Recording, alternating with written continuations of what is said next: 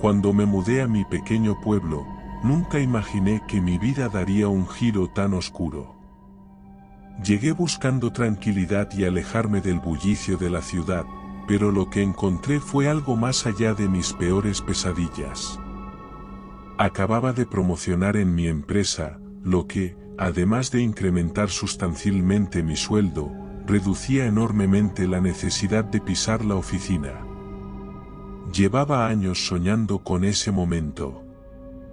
Siempre he querido vivir en el campo y ahora mi única limitación, aparte de no estar a una distancia muy grande de algún aeropuerto para los viajes internacionales, sería encontrar alguno al que el Internet vía satélite funcionase especialmente bien.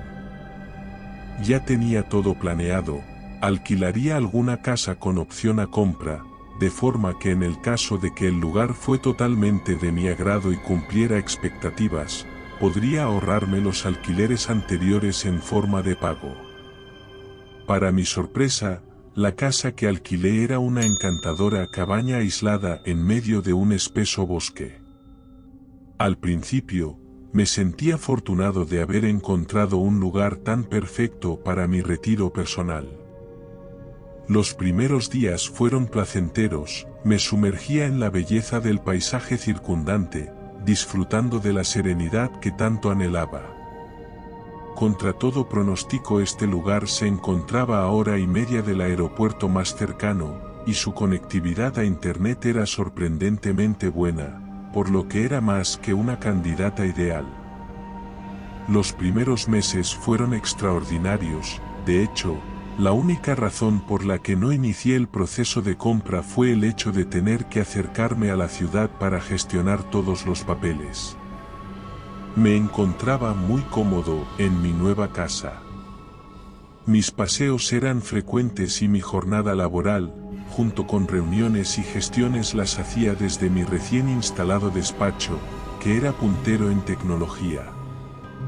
Durante todo el verano pude darme paseos por el bosque, donde la temperatura era muchísimo más agradable, y si decidía dar un paseo un poco más largo, podía llegar a un pequeño lago en el que estaba permitido el baño durante esta época. Desde luego, durante todo agosto fue mi pequeño refugio del calor sofocante que hacía.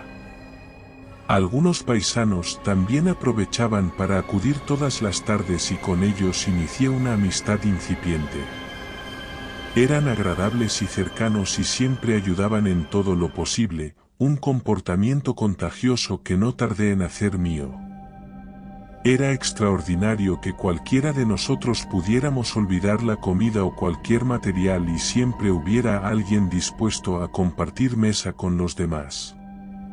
Un día, Fernando y Ana, una de las parejas con las que mejor me llevaba, habían dejado su cesta con la comida en la entrada. Por lo visto, pensando que el otro lo había cogido, ninguno se había encargado, y no había sido hasta la mitad del camino que se habían dado cuenta. Por supuesto, no tuve problema en invitarlos, quizá no fuera la comida más copiosa para los tres, pero regado con un vino que me había enviado un cliente italiano, pudimos disfrutar del paisaje tranquilamente. Sin embargo, hablando sobre la perfección del tiempo, comenté que estaba deseando verlo en octubre, con las hojas marrones alfombrando toda la zona. Se hizo el silencio, vi cómo se miraban y me comentaron que en esa época del año ya no era posible bañarse y que disfrutase todo lo posible el lugar estos meses estivales. Pronto cambiaron de tema, pero mi curiosidad y una pequeña dosis de preocupación se instalaron en mi cuerpo. Con la llegada de septiembre, mis paseos al lago se detuvieron. Al principio fui igualmente, pero nadie ya frecuentaba ese lugar. Además, a medida que avanzaba el otoño, algo extraño comenzó a suceder. Las noches se volvieron más frías y la niebla comenzó a envolver la zona con más frecuencia. Un escalofrío recorría mi espalda cada vez que salía a dar un paseo por el bosque, como si algo o alguien me estuviera observando desde las sombras. La primera vez que escuché el aullido, pensé que era solo el viento jugando con las ramas de los árboles. Pero pronto me di cuenta de que no era un simple aullido, era un lamento desgarrador que me helaba la sangre. A medida que pasaban los días, el aullido se volvió más intenso y persistente, siempre emergiendo de la espesa niebla que envolvía la casa. Esto hizo que abandonase mis paseos por el bosque, temeroso de lo que ocultaba su espesura. Ya apenas pasaba tiempo en el jardín de mi casa, pues a menudo estaba envuelta en una espesa niebla en la que no se veía más allá de un par de metros. Al menos, el coche dormía en un garaje, y la carretera era suficientemente buena como para poder transitarla sin problemas cuando tenía algún viaje o cuando iba a comprar al pueblo. Al final me armé de valor, y decidí preguntar a Fernando y a Ana, en una de las comidas semanales que acordábamos tener juntos, acerca del extraño fenómeno, pero sus rostros se tornaron sombríos y sus ojos evitaban los míos. Al día siguiente pregunté en la tienda de comestibles. Nadie quería hablar del aullido en la niebla. José, el tendero, me advirtió que no saliera de noche, que algo acechaba en los bosques y que no era seguro para un forastero como yo. Así pasaron los días. Pero llegó la noche en que la curiosidad venció al temor. Debía saber qué estaba ocurriendo, así que ignoré las advertencias y decidí investigar por mí mismo. Armado con una linterna y un cuchillo de cocina, salí una noche para encontrar la fuente del aullido. La niebla era tan densa que apenas podía ver unos pocos metros frente a mí, pero el lamento parecía estar más cerca que nunca. Avancé con cautela, pisando hojas secas y ramas rotas. El bosque estaba en silencio, como si la naturaleza misma contuviera la respiración. De repente, un escalofrío me recorrió la espina dorsal y sentí una presencia a mi alrededor. Me giré, pero no había nada más que la oscuridad y la niebla. Justo cuando estaba a punto de regresar, una figura fantasmal emergió de la niebla delante de mí. Era una silueta borrosa, apenas distinguible, pero sus ojos brillaban con un resplandor maligno. Mi corazón se aceleró y mi mente luchaba por comprender lo que veía.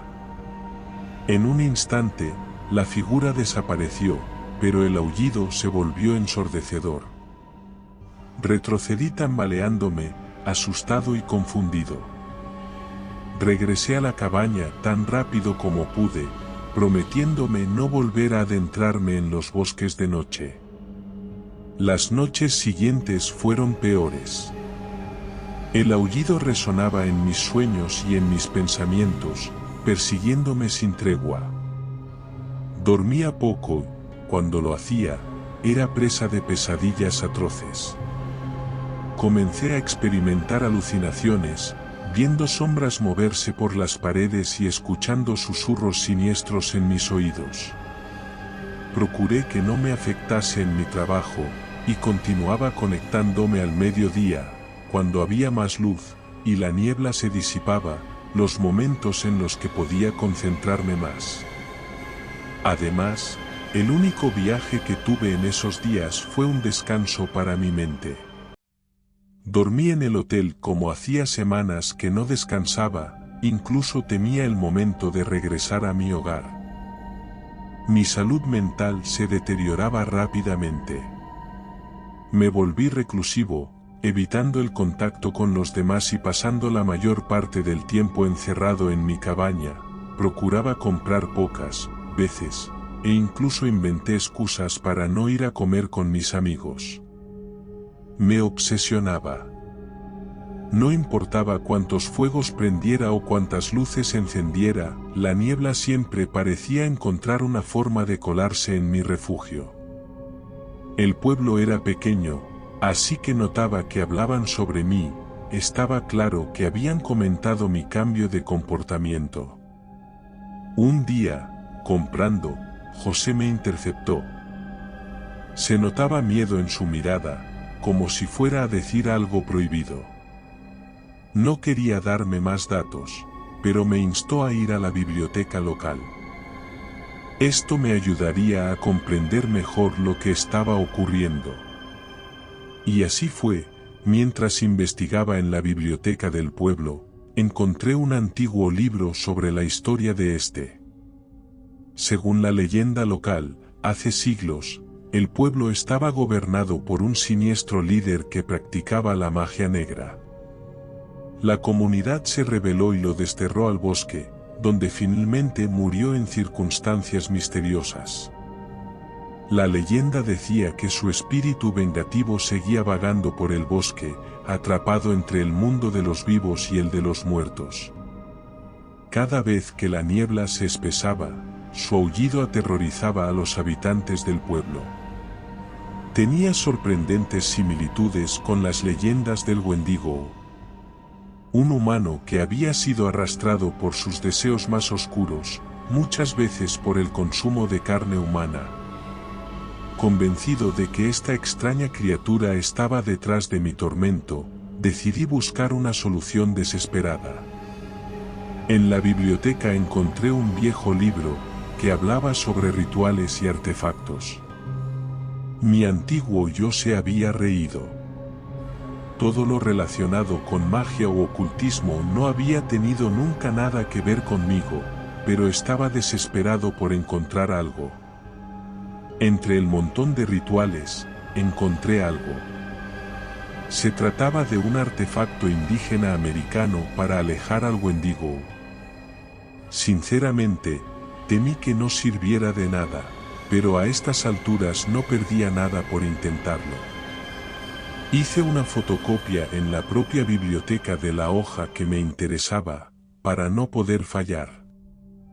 El amuleto debía ser hecho con una piedra, del tamaño de la palma de la mano, obtenida durante la noche en el bosque. Me provocó un escalofrío, no sabía si sería capaz de realizar ese paso. Todo lo demás era más sencillo, debía realizar un tinte con la mezcla de unas plantas locales, y mientras recitaba un cantar, realizar un símbolo en la piedra. Con el papel en mano, abandoné la biblioteca. El primer paso, por supuesto, era hacerme con las plantas locales. Me dirigí directamente a la tienda donde, para mi descontento, no tenían ninguna de ellas. Así que tendría que obtenerlas por mi cuenta. Esto me preocupó, no soy botánico y las descripciones eran vagas, pero aproveché para buscarlas durante el mediodía, cuando había desaparecido la niebla. Armado con una bolsa grande y varias más pequeñas para coger todo aquello que se asemejase a las descripciones, dediqué los siguientes días para deambular por el bosque. Poco a poco fui familiarizándome con ellas, además, la tranquilidad que había en el bosque al mediodía me ayudó a mantener mi mente más estable. El resto del día, encerrado en mi casa, era en muchos casos aterradores, pero con los cascos mientras me encontraba en distintas reuniones fue pasando el tiempo de una forma mucho menos brutal para mi mente. La última planta la obtuve al lado del lago de forma casi poética. Cuando llegué allí recordé la comida con Fernando y Ana, una parte de mí añoraba quedar con ellos. La vista era una mezcla de hermosa y aterradora, como había comentado, el manto de hojas era precioso, pero el lago se había vuelto de color negro, mostrando una maldad incipiente. No tenía pruebas, y el libro no decía nada al respecto, pero desde luego este lugar había sido partícipe de la creación de la criatura. La planta, pequeña y con flores blancas, se encontraba creciendo en la orilla del lago, hermosa y llena de luz. No tuve ninguna duda de que era la que estaba buscando, por lo que cogí las flores, para no dañar a la planta, y no más de las que necesitaba, y me dirigí de nuevo a mi hogar.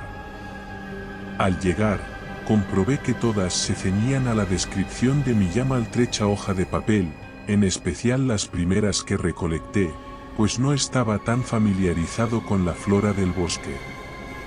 Una vez seleccionadas las plantas correctas y desechadas aquellas que claramente me había equivocado al recolectar, eché todo en el mortero de la cocina. La mezcla de las partes de la planta poco a poco fue tornándose de un azul brillante, lo que me indicó que estaba bien hecho. Ya solo quedaba un paso. Con una mezcla de temor y esperanza, me aventuré nuevamente al bosque una noche, armado con los ingredientes necesarios para el ritual. No tardé en verme envuelto en la densa niebla y volver a escuchar los aullidos. Intentaba avanzar con prisa, pero buscando a mis pies una piedra que cumpliera las expectativas de lo que estaba anotado en el papel. Sinceramente, aunque preocupado por mi seguridad, en todo momento pensé que este paso no sería tan difícil.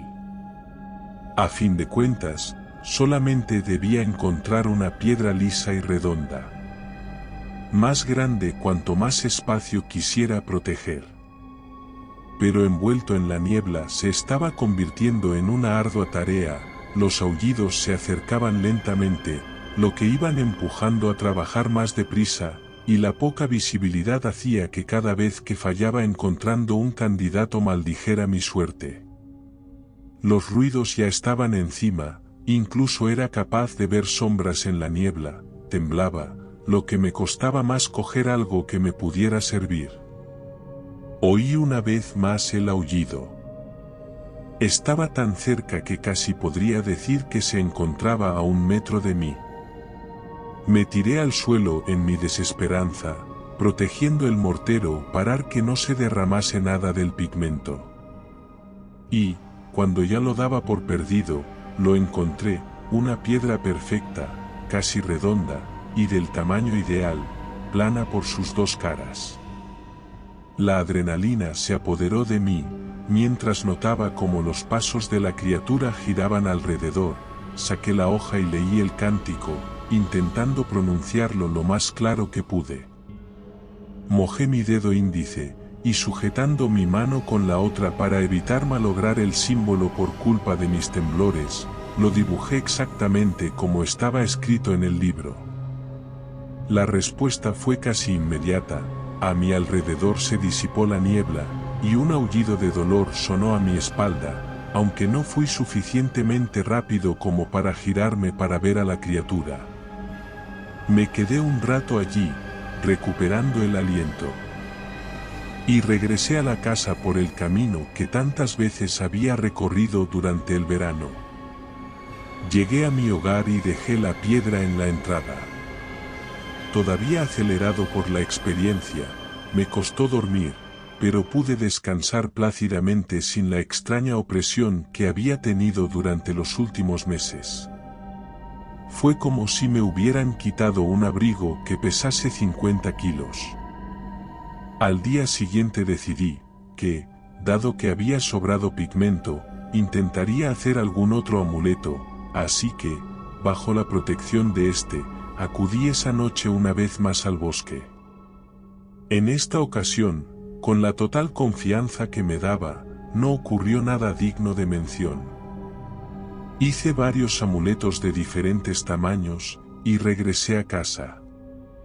Antes de entrar, eché uno a la guantera del coche.